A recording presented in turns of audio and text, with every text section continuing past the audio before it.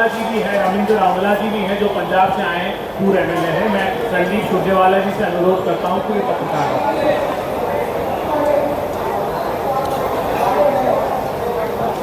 झा को हमेशा सिंह से पहले बोलना चाहिए।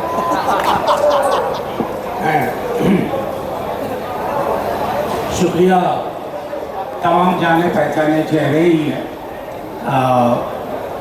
कई लोग दिल्ली से आए हुए हैं और जब दिल्ली से बिहार आने की रफ्तार बढ़ जाए तो समझ लीजिए कि बिहार ने रफ्तार पकड़ ली। तो बिहार में ये जो वोट अधिकार यात्रा है, आज उसका एक महत्वपूर्ण पड़ाव जहां आप सब इकट्ठा हुए हैं, इस यात्रा ने कुछ संदेश दे दिए हैं दिल्ली के हुक्मरानों को और हुक्मरानों के हाथ में कार्यरत कठपुतलियों को भी।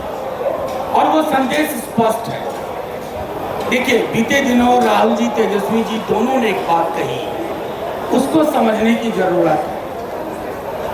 ये हमारी भीड़, ये जो हमारे लोग, ये जो बिहार की जनता इकट्ठा हो रही है ना, ये स्कूल कॉलेज बंद करके नहीं हो रही है, दीदियों को छुट्टी दिलाकर नहीं हो रही है, ये स्वतः स्फूर्त भीड़ है।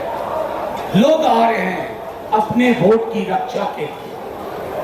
कई सारे सवाल हैं जिसका हमने बार बार आपके समक्ष, चाहे मैं सुरजेवाला जी हो, इससे पूर्व हमारे साथियों ने आपको लगातार कहा है। ये वोट अधिकार यात्रा की आवश्यकता क्यों पड़ी? आजाद हिंदुस्तान में आजादी के बाद चुनाव आयोग के समक्ष और उनके सामने इतना बड़ा सवालिया निशान आज तक नहीं लगा। छोटे मोटे आरोप लगते थे, छोटे मोटे आरोप लगते थे, लेकिन इतना गंभीर आरोप जहां ओपेसिटी, गैर पारदर्शिता चुनाव आयोग का आभूषण बन के रह गया।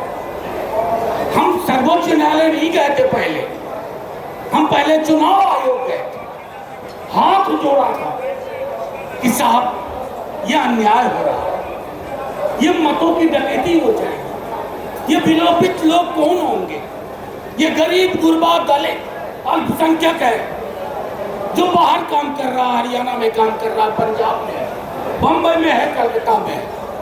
आप उसको 1 महीने के भीतर दस्तावेज जुटाओ भैया, वो भी दस्तावेज, तमाम 11 दस्तावेजों में बिहार में सैचुरेशन 20% से ज्यादा किसी का नहीं, 86% आधार का था।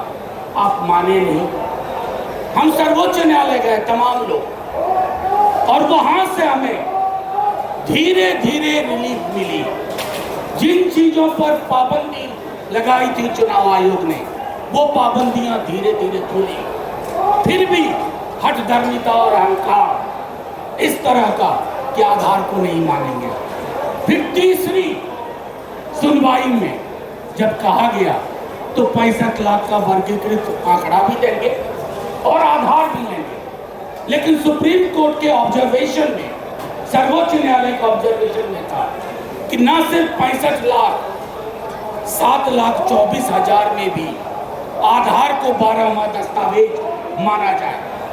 लेकिन मैं बता नहीं सकता कितनी दिक्कतें हो रही हैं। बीएलओ जाते हैं, बीएलओ कहते हैं कल आना, बीएलओ ले लेते हैं कागज, पावती नहीं देते हैं।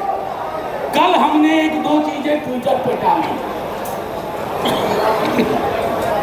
1-2 विसंगति, उसके बाद तमाम डीएम को निर्देश किया गया कि फर्ज करो, दबाओ, सार्वजनिक ना होने दो, ताकि सर्वोच्च न्यायालय में ये कह सके कि 98, 99, 99.5%। तो ये मत चोरी, मत डकैती, जो भी विशेषण आप ले लें, उसके खिलाफ ये आगाज है। ये आगाज राजनीति के लिए नहीं शुरू हुआ, ये आगाज लोगों के साथ खड़े रहने से शुरू हुआ। राहुल जी, तेजस्वी जी, तमाम महागठबंधन के लोग साथ में संदेश भी जा रहा है।